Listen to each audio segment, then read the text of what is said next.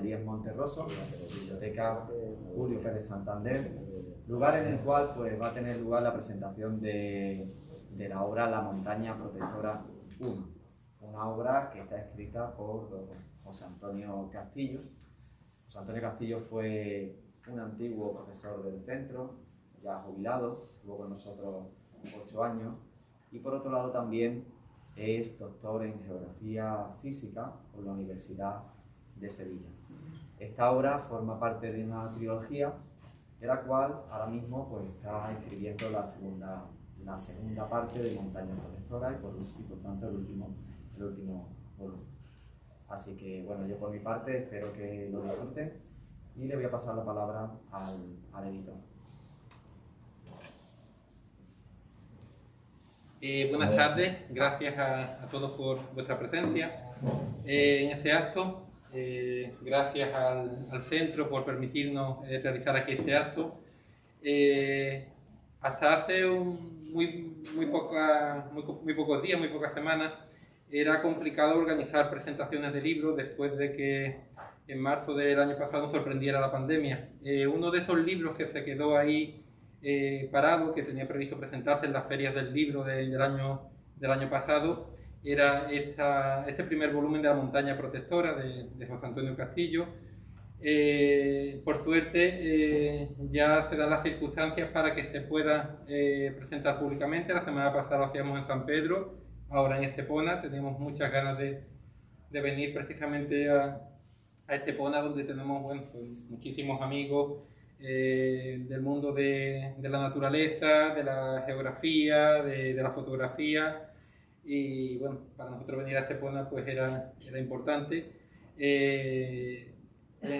ya que aprovechamos y ya se dan las circunstancias para que se puedan presentar libros, pues el mes pasado, en mayo, presentábamos la 5ª edición de Cocina Andaluza para Recitar de José Antonio Castillo, que es uno de los libros que más hemos vendido en estos 18 años de historia de nuestra editorial. Ahora ve la luz La Montaña Protectora, este primer volumen. Dentro de unos meses, posiblemente en otoño, verá la luz el segundo volumen de La Montaña Protectora, dedicado a la montaña oriental, a la zona ya más de la Axarquía. Y dentro de muy poquito, prácticamente dentro de un mes, va a ver la luz también otro libro de José Antonio Castillo, que esto de la pandemia ha hecho que se juntaran en el tiempo, que es una joya, es un libro en gran formato, con fotografías espectaculares, con un texto exquisito sobre Málaga capital, Málaga en 50 latidos, que bueno, que si hay aquí algún enamorado de Málaga, que seguro que lo hay, pues seguro que le encanta este libro y que muy prontito también se va a presentar. Agradecer a José Antonio pues esa pasión que pone por todo lo que hace. Él es un enamorado, como todos sabéis, del Valle del Genal, de su Valle del Genal, de nuestro Valle del Genal. Allí lo conocimos ya hace muchos años y desde entonces pues bueno, han sido muchas luchas, muchas aventuras, mucho conocimiento, y sobre todo eso, el conocimiento es lo que José Antonio a través de todos estos libros, todos estos trabajos nos transmite, y ese conocimiento hace que exista un respeto y que se protejan de barbaridades, como muchas de las barbaridades que han amenazado al Valle del Genal, aquellas presas, y muchas amenazas que no paran ahora, los temas fotovoltaicos, los molinos. Hace unos años también nos querían invadir de molinos, aquel lugar único y mágico como es el Valle del Genal. Y bueno, y aparte de nuestro querido Valle del Genal y de nuestra querida Serranía de Ronda, pues a José Antonio también, como no, pues le gusta escribir de esta su tierra adoptiva, porque él vive en San Pedro de Alcántara, cerquita de aquí, y con este nuevo trabajo pues nos sorprende describiéndonos de una forma magistral, de una forma exquisita, toda esta cadena montañosa desde Sierra Bermeja, aquí en Estepona, Sierra Blanca, Canucha, hasta la Sierra de Mija, hasta incluso la zona del Chorro, de Bogastro, toda esta cadena montañosa que de alguna manera protege a la costa del sol y hace que aquí tengáis el clima que tenéis, y también de alguna manera nos protege a la serranía de esa avalancha que nos amenaza desde la costa. Así que bueno, y lo hace de una manera que, como ya os digo, seguro que os va a enganchar desde la primera página. Vais a aprender muchísimo de las descripciones de José Antonio, de esa forma tan magistral de sumergirnos en esta montaña. José Antonio es uno de los últimos viajeros románticos, como ya nos demostró con su libro de 3 viajes románticos por la Serranía de Ronda. Es un apasionado de esta tierra, es un conocedor como pocos de su geografía, de su etnografía, de su flora, de su fauna, de su botánica, de todo lo que engloban estas tierras. Y estoy convencido de que vais a aprender mucho de estas páginas y sobre todo vais a disfrutar mucho. Y gracias, José Antonio, por transmitirnos esa pasión por nuestra tierra, y seguro que a muchas generaciones futuras también, gracias a todos estos libros de José Antonio y gracias a esta montaña protectora, van a aprender a amar, a respetar y a defender esta tierra. Muchísimas gracias.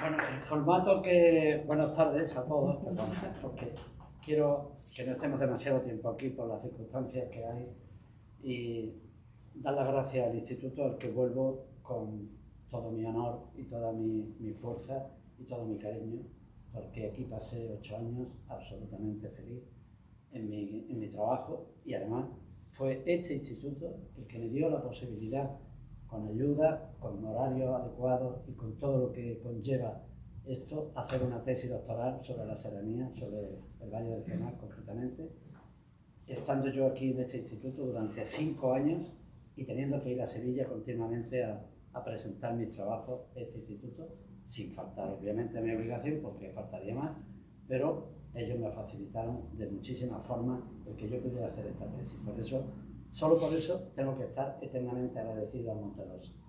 Y además porque yo cuando llegué en el 95, desde el primer minuto que pisé este instituto me di cuenta que el Monterroso era la Universidad de Estepona. Era como una pequeña universidad. Aquí había un halo de ciencia y un halo de seriedad y de sobriedad educativa y de academia, en una palabra. Había un halo de academia que me captó desde el primer momento. Luego, por circunstancias familiares, hubo que abandonar, pero los 8 años que estuve aquí, pues repito, dejé un montón de amigos y un montón de recuerdos. Bien, dadas esas gracias, gracias a vosotros también por venir. Hemos avisado a poquita gente porque sabéis cómo están las cosas y no merece la pena meternos en lío. Simplemente el acto es un acto académico, presentar el libro y ya está. Montaña Protectora, ya lo ha explicado José Manuel, si queréis lo repito. En cierto modo lo que estamos haciendo aquí es demostrarle a la gente de la Costa del Sol, desde, digamos, prácticamente desde la línea de la Concepción hasta Motril, demostrarles que son lo que son gracias a la montaña que tienen detrás. Tengo un amigo en San Pedro que me dice: Pepe, el mar es una ventana. Y yo le digo, ¿verdad, Javier? El mar es una ventana, pero la montaña es el balcón. Es el balcón. Mira, si no tuviéramos esa montaña que hay ahí detrás, con sus características fisiográficas, fisiológicas, de botánica, de todo lo que ustedes quieran, de aguas, etc., esto probablemente no sería posible. Esta conurbación que se está formando en esta trama costera, que va a ser la tercera o cuarta conurbación de España en cuestión de 20 años, según todos los demógrafos, quizás menos, esto no sería posible. La montaña nos da el agua, para empezar. Nos da el oxígeno. Son cientos de miles de hectáreas de arbolado los que hay en los 3 parques naturales más el Parque Nacional ya de la Sierra de las Nieves. Son cientos de miles de arbolados que están purificando oxígeno. La montaña nos da los paisajes para que podamos subir y tener una visual distinta a la que tenemos cuando vamos a la playa. La montaña nos da también la parte cultural del paisaje, la humanización, el paisaje cultural, los pueblecitos, las finquitas, la dispersión poblacional, etc. La montaña nos da el microclima, en una palabra, con temperaturas medias de 18 grados centígrados en toda la línea de costa, incluso en la zona de Axarquía nos acercamos a los 19 y pico, Torrox, y unos inviernos verdaderamente suaves para lo que se estila en el interior. La montaña nos libra tanto de los fríos norteños, de las olas de frío que vienen a traer heladas, etcétera, como de los vientos, estos terrales, los terrales no nos libran, de los levantes que causan esas olas de calor, por ejemplo, en el Valle del Guadalquivir, y que aquí se tornan en 27, 28 grados en pleno verano, cuando allí están a 41 o a 42. Solo por eso la gente del litoral tiene que empezar a mirar para atrás. Pero hay más cosas. ¿Por qué he escrito yo ese libro? Pues es un libro de viajes, es un libro científico, es un libro académico, es un libro de geografía, es un libro de etnografía, es de todo un poco. He intentado, soy profesor y evidentemente llevo el defecto en las venas, ¿no? La deformación profesional de intentar explicar siempre lo que escribo, porque entiendo, como cuando era profesor, de que si yo me subo a la parra, mis alumnos no se enteran. Entonces, el libro está escrito, digamos que con la academia que me permite mis conocimientos, con toda la honradez que puedo, pero con muchos pies de página, muchas explicaciones, intentando hacer lo más agradable posible la parte más árida, que puede ser la geología, la botánica, son cosas ya para especialistas, y sin embargo intento, mediante mi propia emoción, transmitir el paisaje con los presupuestos de la geografía romántica, ahora llamada geografía de la percepción, que como dicen los geógrafos es la geografía de los espacios vividos. De modo que si yo me tengo que extasiar ante el Pinsapar de los Reales, como ahora veremos, yo explico el Pinsapar de los Reales de una manera científica, pero luego explico de manera emocional para que la gente que vaya vea esa otra lectura, esa lectura más humanista. De modo que es un libro holístico, es decir, es un compendio de ciencias, es un compendio de emociones. La holística pues supone eso, de un conglomerado de conceptos sacar una unidad. Los capítulos, Sierra Bermeja, que va en pleno, tiene un capítulo entero y además con todos los honores. El Piedemonte de Nieves, País del Agua, que es la zona de Istán, del Pantano, Bornoque, Río Verde. Otro capítulo se llama Peñas Abajo, en vez de Peñas Arriba, como la novela de Pereda, pues Peñas Abajo. Me refiero ahí a Sierra Blanca, Sierra Ganucha, el Traspaís de Marbella, Sierra Alpujata, y después Nieves, la Sierra de las Nieves, pero la profunda, la dura, la que hay que patearse. Esa está ahí explicada con algunas rutas que he tomado de algún libro anterior que me ha ayudado y algunas cosas que yo he hecho. Y luego hay un capítulo muy curioso que es para la zona de Bobastro y el Caminito del Rey, que están ya en el límite de lo que yo estoy explicando. Es decir, yo lo que he hecho con la montaña protectora es establecer una charnela que es el río Guadalhorce. Al oeste es la montaña 1 y al este es la montaña 2. Pero es que esa charnela está decisivamente interpretada por dos hitos importantísimos del paisaje. Uno es de carácter histórico, Bobastro. El otro es de carácter geográfico, el Camino del Rey, Caminito del Rey, el Tajo de los Gaitanes, el desfiladero. Bobastro, pues ahora lo explicaré cuando ponga Paco en la diapositiva, que no hemos hablado de Paco. Paco Gutiérrez es antiguo director de un servidor, igual que Paco Medina lo fue antes, y Antonio también lo fue antes. Y Paco, un día hablando entre los dos, pues se decidió a hacer su magnífica acuarela para ilustrarme el libro. De modo que las acuarelas que vais a ver ahí son de Francisco Gutiérrez, y os diré que las acuarelas no son cualquier cosa, porque interpretar los paisajes, yo los interpreto con emoción, pero él los interpreta con poesía, porque además es una pintura muy moderna. Paco hace una pintura muy potente, es una pintura que a veces roza la abstracción, a veces la roza, pero tú estás viendo, en la abstracción estás viendo lo que él quiere plasmar. Ya que no quiero hablar, pues hablo yo por él y ya está. Ya lo ¿Tú quieres decir algo? No, yo agradecer a Pepe la oportunidad. Pepe no necesitaba jubilarse para escribir, pero yo sí he necesitado jubilarme para volver a pintar. Y bueno, la primera colaboración medio en serio, digo medio en serio porque empezó medio en broma y acabó en serio, ha sido ilustrar la montaña protectora de Pepe, que como ha explicado el editor antes, es un proyecto que lleva ya mucho tiempo, que trabajamos durante un año y pico, por lo menos yo. Pepe llevaba bastante más tiempo que yo, y bueno, yo lo único que he hecho ha sido hablar con él, leer el libro, mirar y contagiarme de su entusiasmo por la naturaleza que tenemos alrededor, y ha sido culpable de que recorra montones de lugares de sitios donde no había ido ni se me hubiera ocurrido de ninguna manera ir. Ha pasado con el primer libro y está pasando con el segundo. Me ha hecho otra vez ir a sitios que yo desconocía totalmente y que cuando lo leáis el segundo también, pues también os sorprenderá.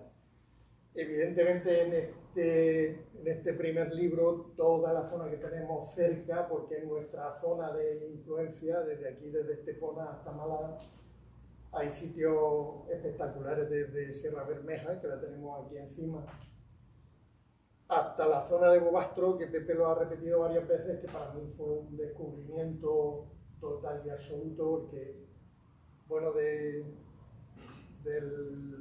rebelde de Ibn Haldun tenía noticias ligeras, pero de que hubiera dejado una ciudad excavada en piedra, pues la verdad es que no tenía noticias. Y que estuviera en las condiciones que está para ser visitada y para verla, menos. Pues todo eso, junto con el espectáculo tecnológico de las 3 grandes presas que hay encima del Caminito del Rey, más la que hay debajo, más el embalse que hay arriba, etcétera, es una cosa que no solo merece la pena dibujarlo, sino que merece la pena verlo. Bueno, pues ese entusiasmo, el que me transmitió a mí, yo he intentado reflejarlo lo mejor que he podido. Pedir disculpas porque siempre, ahora lo veréis, siempre las proyecciones a través del ordenador y eso, pues se pierde un poco de calidad, pero bueno, es lo que hay y no puede ser de otra manera, pues ya está. Lo que sí quiero hacer es agradecer primero que hayáis venido, la acogida por parte del centro, que yo formo parte de este mundo, lo he formado durante muchos años, y luego insistir, agradecer a Pepe y a la editorial La Serranía el haberme dado la oportunidad de participar en este proyecto, que es un proyecto ilusionante y que a mí pues, me ha satisfecho mucho y me ha dado mucho placer el trabajar. Muchas gracias.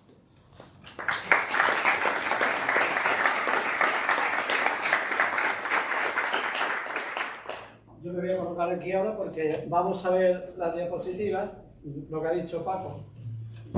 Pierde, evidentemente, porque no puede ser de otra forma. Pero bueno, sí, mejor.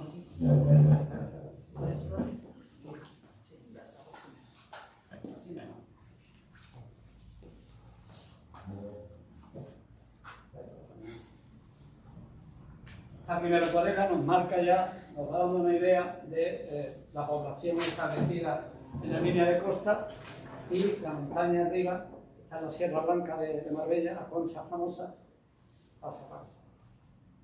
Otra igual, está tomada desde la zona de un poquito más al este, donde se ve también ese bienestar, esa especie de Beverly Hills, que es Marbella cuando se sale del casco urbano, con esa montaña blanca detrás que parece casi tropical, ¿verdad? Es un paisaje tropicalizado, a mí me da esa impresión siempre.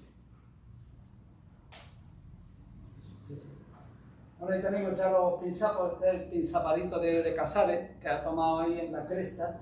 Esto es lo que yo os decía de un poquito de la abstracción, ¿no? Hay que interpretar un poco cómo él pinta, cómo va dando los matices, la zona rojiza de la peridotita, el pino oscuro, aquí el cambio de luces, y en fin, es una cuestión para artistas, pero que a mí me satisface mucho la interpretación que ha hecho del paisaje. Ahí la cañada de las carnicerías, se ha hecho para que veáis el contraste de la Sierra Parda de Tolox, veis el color de la peridotita aquí y al fondo las colonías de la Sierra de las Nieves, del macizo de la Sierra de las Nieves. Me detengo un poquito. Vamos a ver, esto es el núcleo del Parque Nacional. Este es el núcleo. La propaganda oficial dice que el Parque Nacional protege las peridotitas y es una falacia, ¿eh? Es una falacia. Es verdad que protege peridotitas, pero una pequeña parte y no las más valiosas. Esto de las peridotitas lo explico brevemente porque si no, no compráis el libro, claro. Quiero deciros que la peridotita es una roca ígnea, es decir, una roca salida del fondo del manto, cristalizada allí y sacada luego por la tectónica, por la orogenia, en los choques de placas, hay dislocamientos, y entonces el manto, si tiene una cristalización como es esta de peridotita, que es el material que hay en el manto, fundamental, pues sale esa especie de macizo hacia afuera y se queda ahí cristalizado. La sierra sería mucho más alta, mucho más extensa, pero lo que ha quedado está ahí. Está compuesta de metales pesados, fundamentalmente tiene cobalto, tiene níquel, tiene olivino, tiene piroseno, tiene materiales muy pesados que impiden la erradicación y el desarrollo de muchísimas plantas, por eso es un desierto humano Sierra Bermeja. Así que suban ustedes hacia los reales y dejen la orla silícea que hay por encima de Estepona, empezarán ustedes a no ver ni una casa, a no ver ni un pueblo, a no ver vida ninguna, nada más que es el bosque de pino. Esas son las peridotitas, con ese color rojizo que se produce por la oxidación, ¿eh? Bien, estas peridotitas, que son las mejores puestas posiblemente del mundo, las mejores puestas, no las más grandes, pero sí en extensión, pero sí las que están mejores puestas, y una de las más valiosas desde el punto de vista botánico y paisajístico, esas peridotitas no están protegidas. Se ha protegido la Sierra Parda de Tolox y algunos islotes peridotíticos del Valle del Guadalza, de la zona cercana a Ornoque, algo sea por ahí, pero fundamentalmente el macizo de los Reales, que es donde está la joya de la corona, el Pinsapar sobre peridotita, único del mundo, no está protegido. Es paraje natural, pero eso es como si no fuera nada, ¿eh? Está un poquito protegido, claro, evidentemente, estaría bueno, pero como parque nacional, no. Hemos luchado para que eso se ampliara por el gran cordal que viene desde Cascajares, como un gran pasillo ecológico, que viniera por los montes de Jardón, Canarizo, Anícola, Porrejón, Reales, que son los hitos, los grandes hitos que veis cuando vais por la carretera a la izquierda. Ese gran corredor ecológico se podía haber hecho perfectamente, pero perfectamente porque hay cosas similares que se han hecho en otros lugares y en otros parques nacionales y no se ha querido hacer.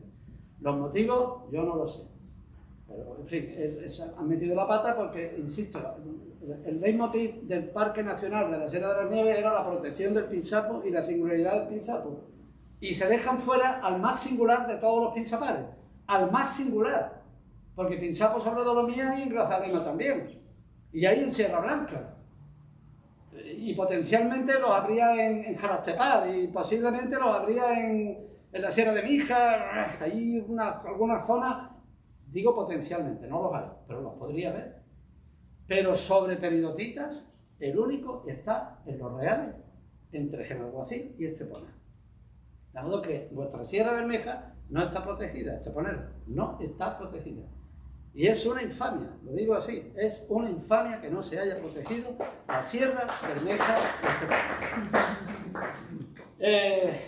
Adelante, porque si no, ahí tenéis esta zona que veis neblinosa, es el puerto de los Guardas. Estamos entre Bermeja y Crestellina. Creo que esa zona neblinosa es una de las características que más van a contribuir al desarrollo de la vegetación, porque los levantes, ¿verdad?, cuando vienen, chocan con la capa que hay arriba, la capa fría esa que nos explican en la televisión, ¿verdad?, cuando nos hablan del tiempo, y esa subsidencia que hay ahí de aire estancado arriba impide que las nubes puedan alcanzar altura para que puedan precipitar. Por eso casi nunca llueve con levante, casi nunca.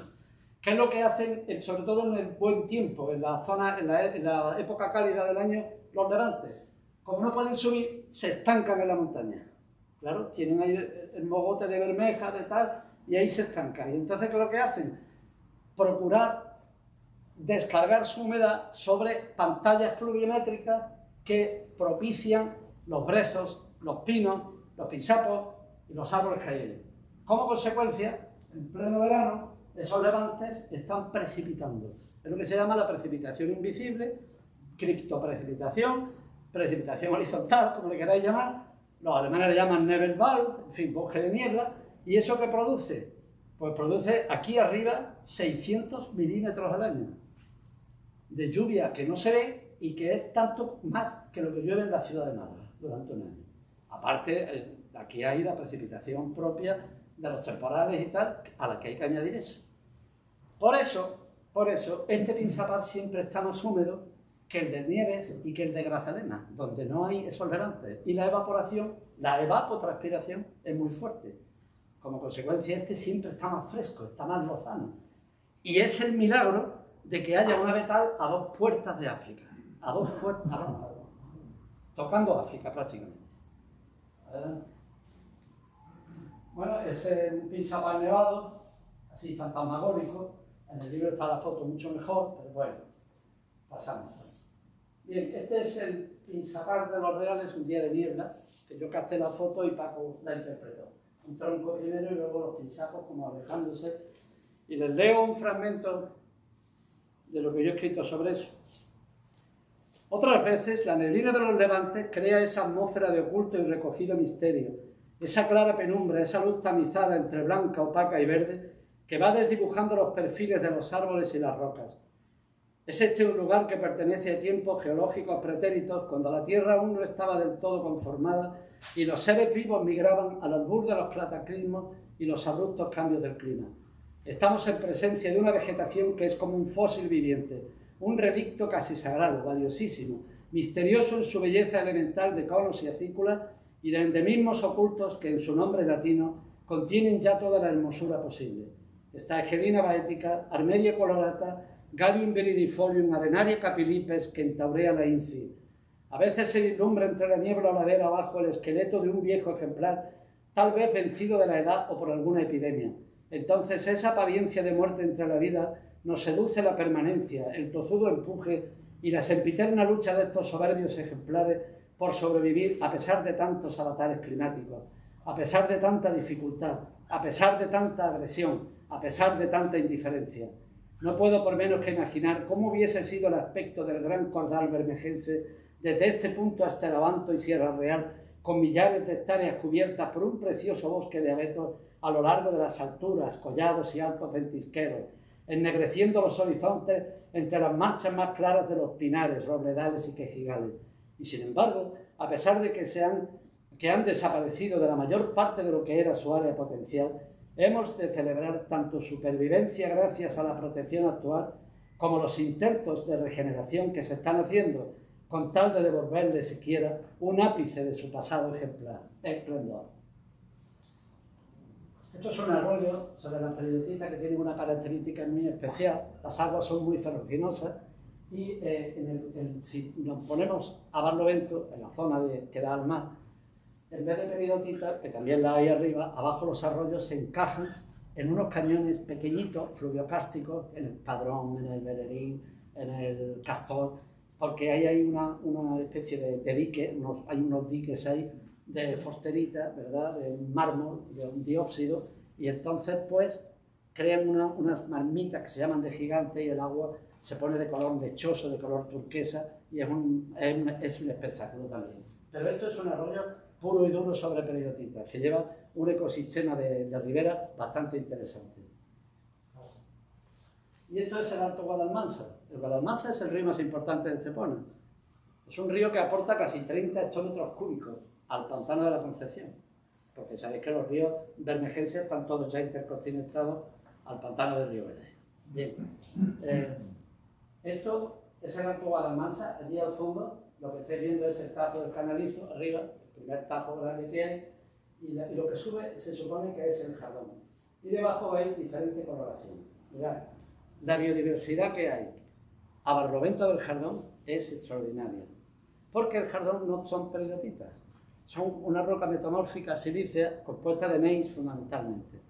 ¿Qué es lo que pasa? Que al no haber ya esos metales pesados, la pizarra, el gneiss son mucho más fértiles, la consecuencia, y mucho más, digamos, receptivos a cualquier tipo de vegetación de media montaña mediterránea. La consecuencia es que encontréis ahí castaños, en segundo lugar un alcornocal, grandísimo, con árboles espectaculares, un alcornocal que giga, y después ennegeciendo un poco los Pinus radiata, que son los pinos insignes que le llamamos, que es una especie que se trajo de California, ¿eh? Y que tuvo un éxito en el norte de España bastante apreciable y que se probó aquí. Y como hay tanta humedad, sobre todo esta parte del Jardón es que es mágica, es que vais en el mes de agosto y veis chorrear los arroyitos, y es que es impresionante la cantidad de agua que hay ahí con los levantes dichosos, ¿verdad?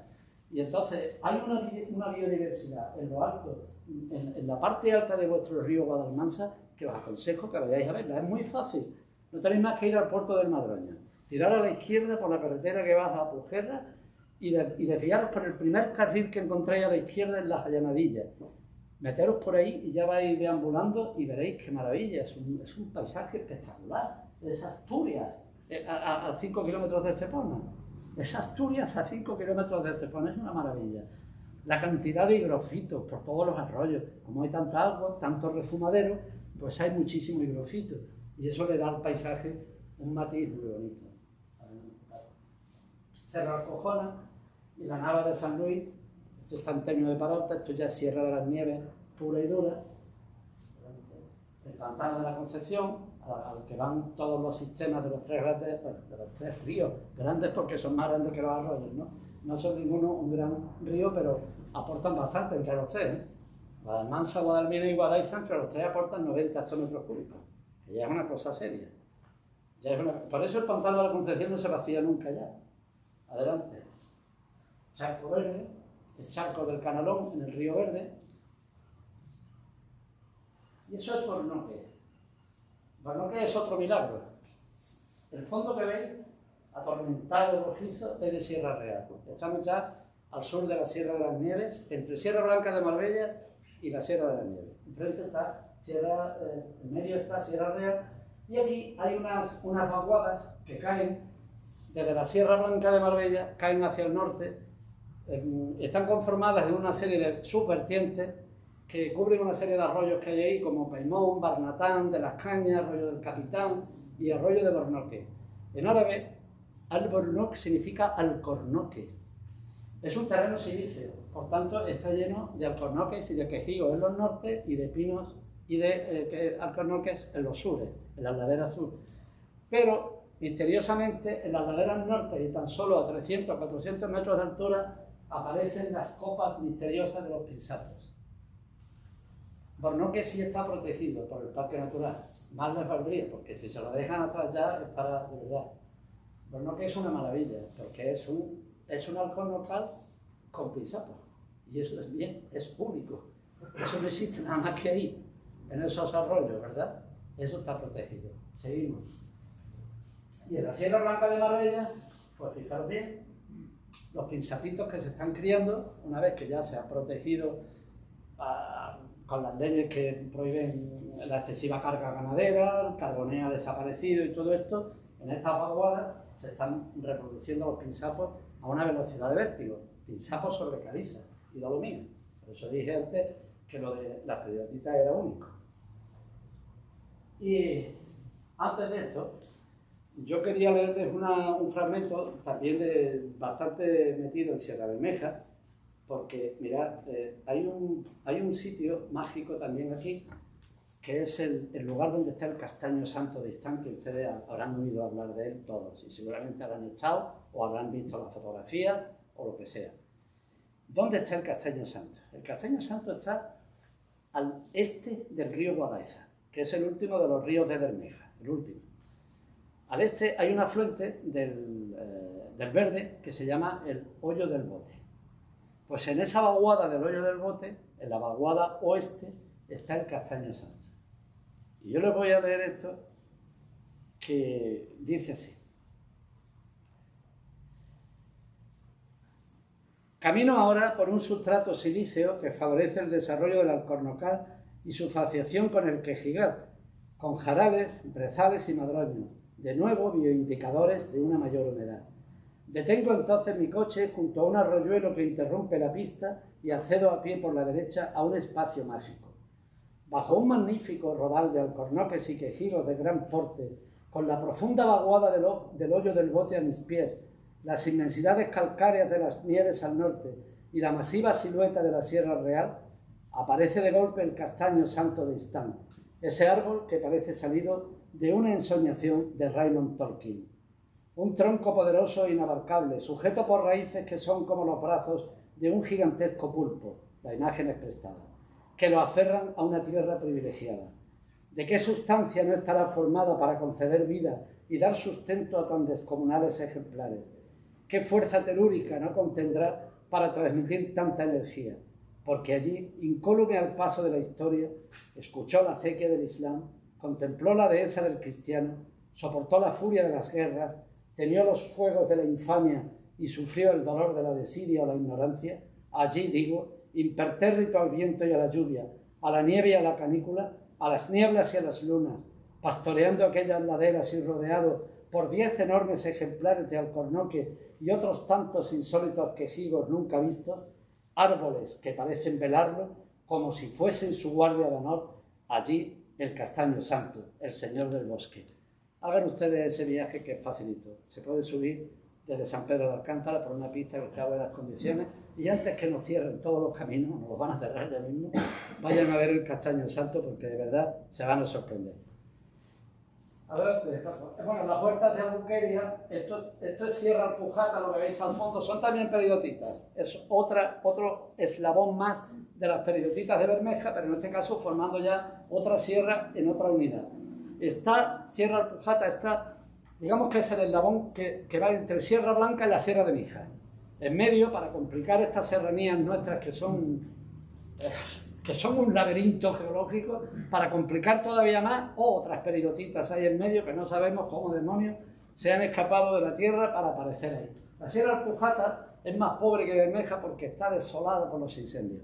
El último, el de 2012, que la dejó absolutamente muerta y no sé si irrecuperable, no sé.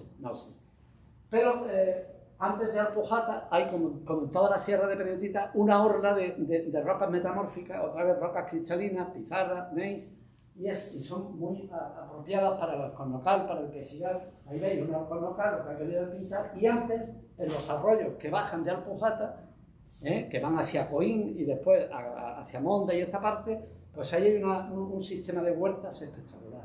Es una maravilla ver cómo los campesinos, ¿verdad?, han hecho sus terrazas, aprovechando, haciendo azudes. Hay dos canales, dos acequias, uno a la derecha y otro a la izquierda del arroyo, hay restos de molinería y ahora se conserva muy bien porque el aguacate ha entrado con muchísima fuerza y claro, evidentemente las huertas se conservan. Los naranjos están desapareciendo, como es normal. Adelante. Augen, su laberinto.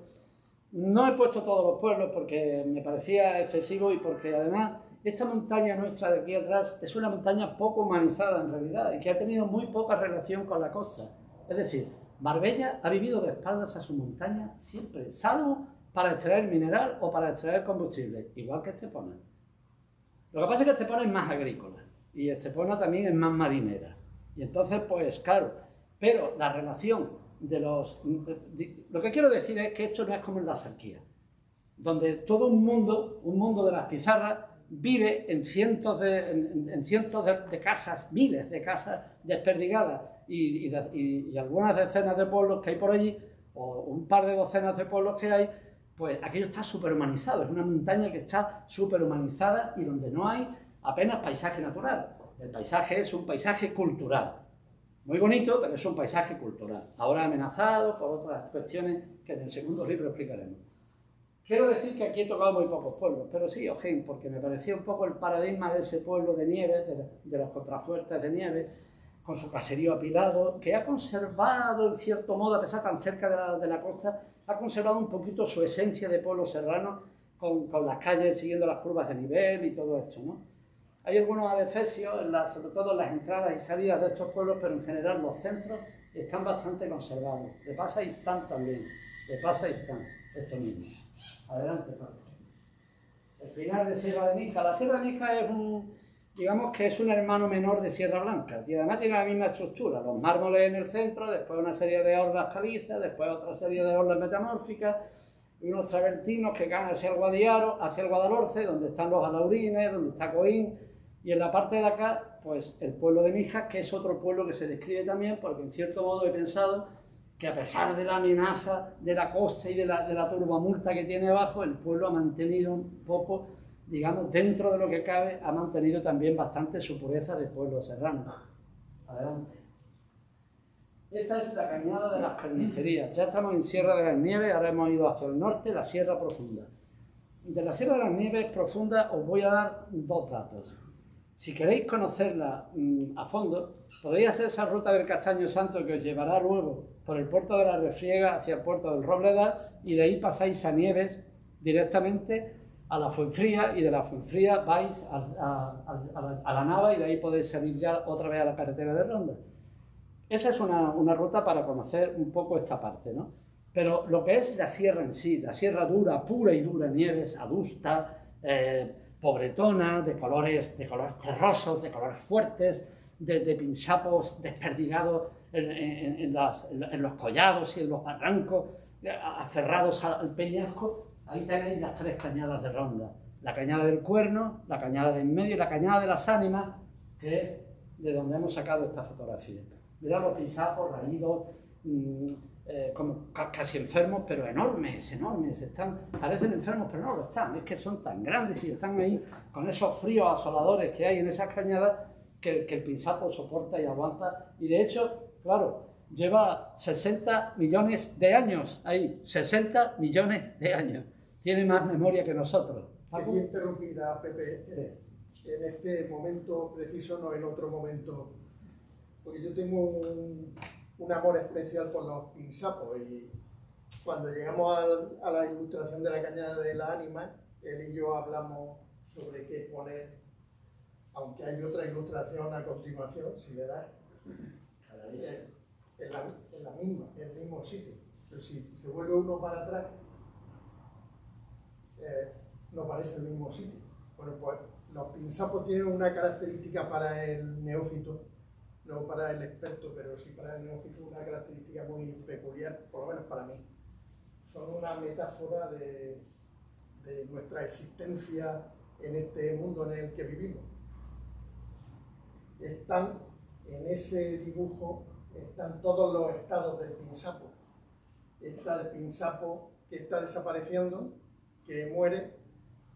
Está el pinsapo detrás, verde, que está vivo y está fresco y está joven, y está el pinsapo pequeño y nuevo que nace justo en el sitio en el que muere el otro pinsapo. Pero además es que no nace uno, nace un montón alrededor.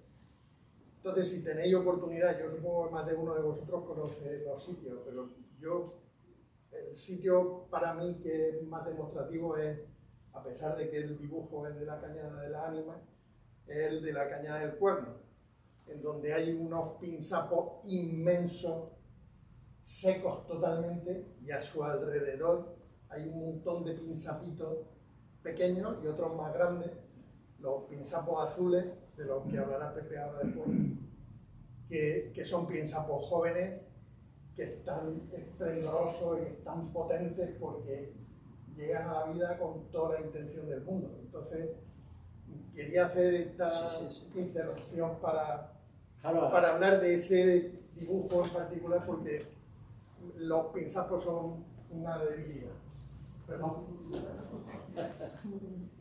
¿Qué de especial tendrían o tendrán estos árboles para significar tanto para tantos y tan numerosos científicos? ¿Y qué suerte de misterio, deseo y aspiración de conocimiento desatan en todos aquellos que amamos la montaña?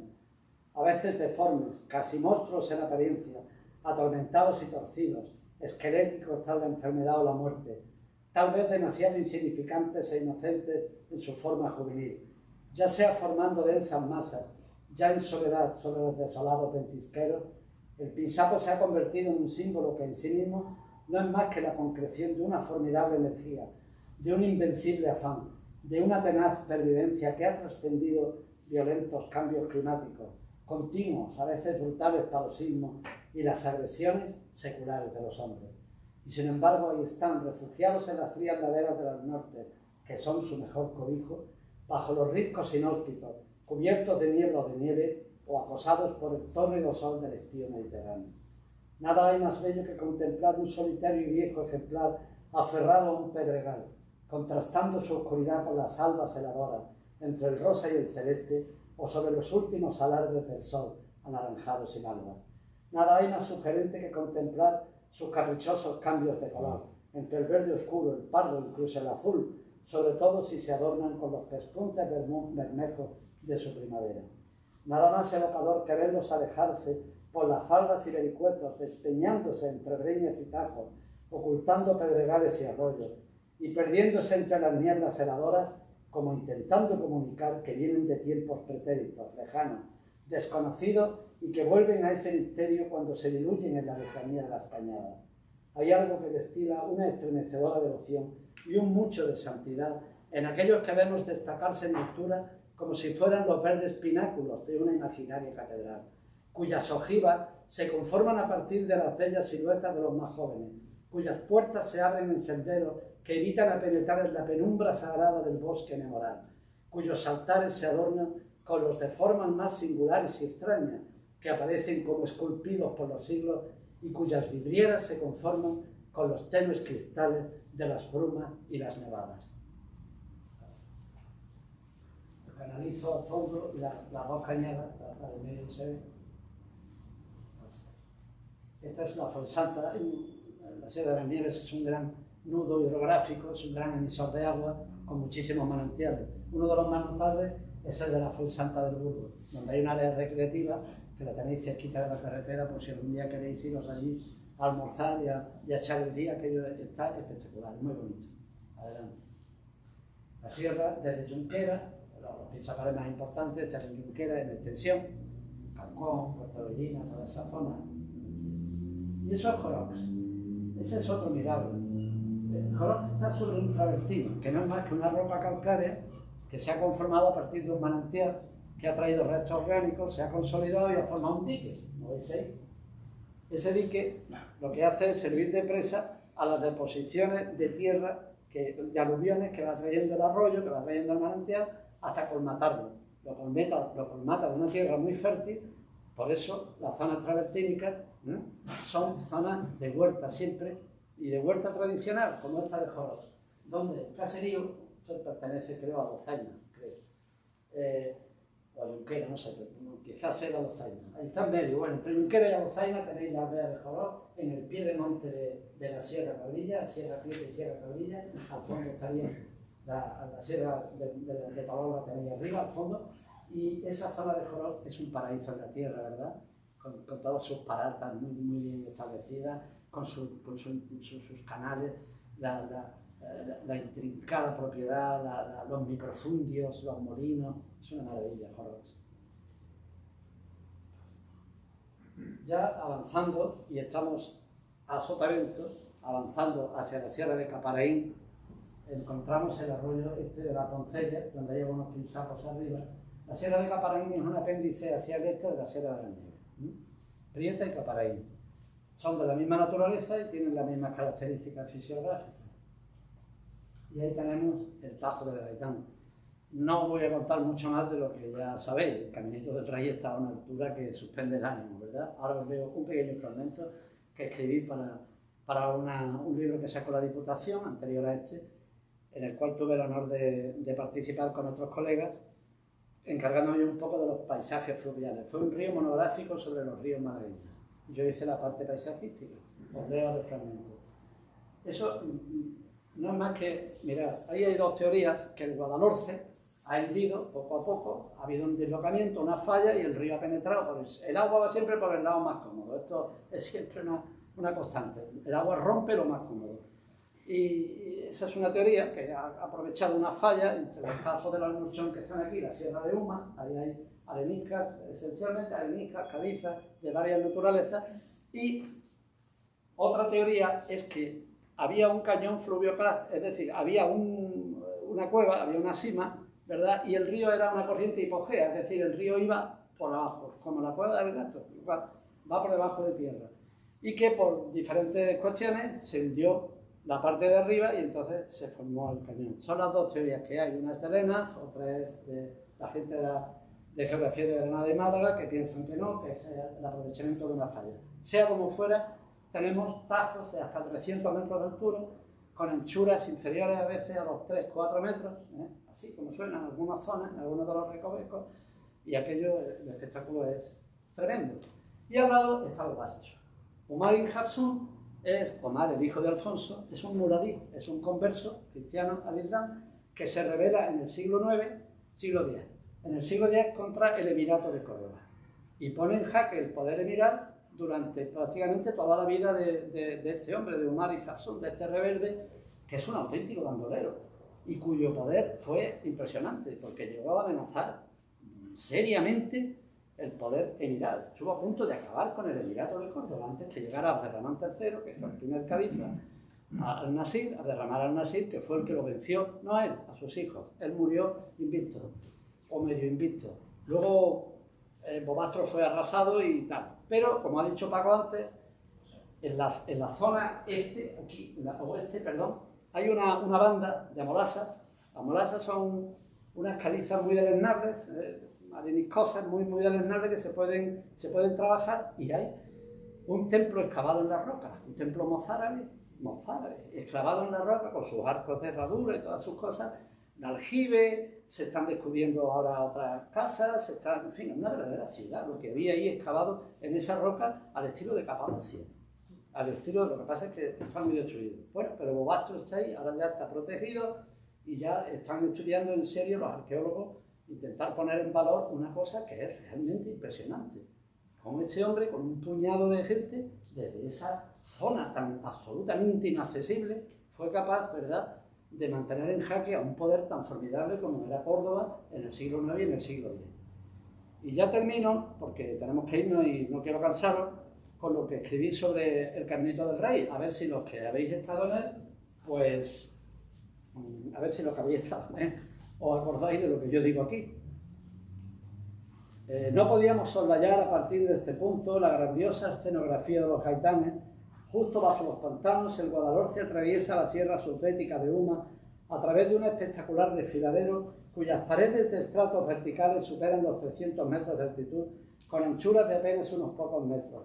Los salvajes farallones de los tajos del Almorchón, cortados a pico en sus materiales mesozoicos, apenas dejan algún retazo de cielo.